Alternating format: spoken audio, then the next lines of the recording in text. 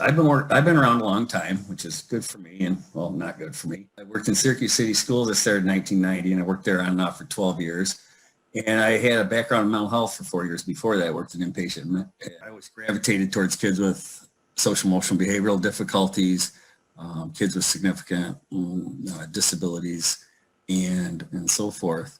So working in the urban school district was kind of interesting because it was like working in mental health, only nobody was diagnosed, and we didn't use medication or any of the interventions we use in mental health. The first paper I ever wrote or published was with Kevin Quinn a long time ago, 98. So 2008, that was like 20 some odd years ago. And the paper was about how we really haven't, even though we've known about this for a very long time, we really haven't significantly altered the progress or the widespread, profound difficulties in terms of social emotional functioning. We just didn't in those days address it very well, even though there was researched ways to address that. And so Kevin's quote in here says, "So which is it? Are we unable or unwilling to affect substantially the course and prognosis of children identified as having EBD?" And he said, "It must be one or other of the both, because we just don't do effective things with these kids. We kick them out of school, we exclude them, we suspend them, we put them in alternative programs, we put them in little classrooms, all with all the most behaviorally disordered kids all in the same setting. And none of that works, right?" And so I'm hoping that we're approaching a point where we're actually going to come to this with a little more scientifically based procedures. So I'm interested, and I've been waiting for this for a long time. Some things that encourage me are asset and kind of the interest now in children's mental health.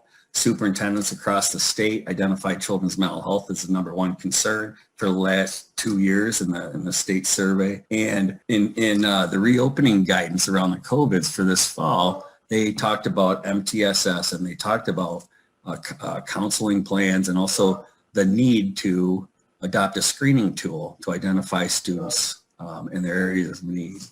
So my past ramblings around positive psychology goes to school. Are we there yet? And the emphasis of this was really, why are we always disciplining and emphasizing the negative instead of trying to create positive and supportive and nurturing environments for students to develop coping strategies, anger management, whatever it is that that group of students needs. And actually this movement started with Marty Seligman, who was the president of APA one time, which is very ironic if you follow Marty Seligman, because he's the guy that started with the learned helplessness concept, where he's shocking dogs in little cages and realizing if you shocked them enough, even if you opened a door to let them get off the shock pad, they still wouldn't do it. They had learned helplessness.